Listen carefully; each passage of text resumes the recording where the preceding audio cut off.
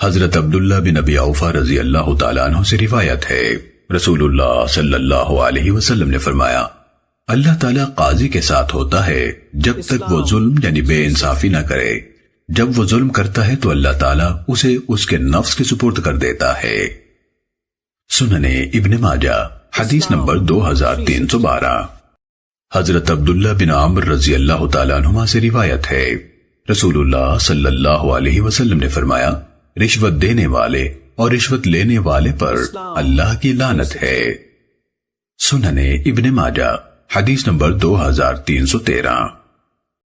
حضرت عمر بن عاص رضی اللہ تعالیٰ عنہ سے روایت ہے، انہوں نے رسول اللہ صلی اللہ علیہ وسلم سے سنا کہ آپ نے فرمایا، جب فیصلہ کرنے والا فیصلہ کرے اور اجتہاد کر کے صحیح بات تک پہنچ جائے تو اس کے لیے 2 ثواب ہیں، اور جب فیصلہ کرے لیکن اجتہاد کرنے میں اس سے غلطی ہو جائے تو اس کے لیے 1 ثواب ہے۔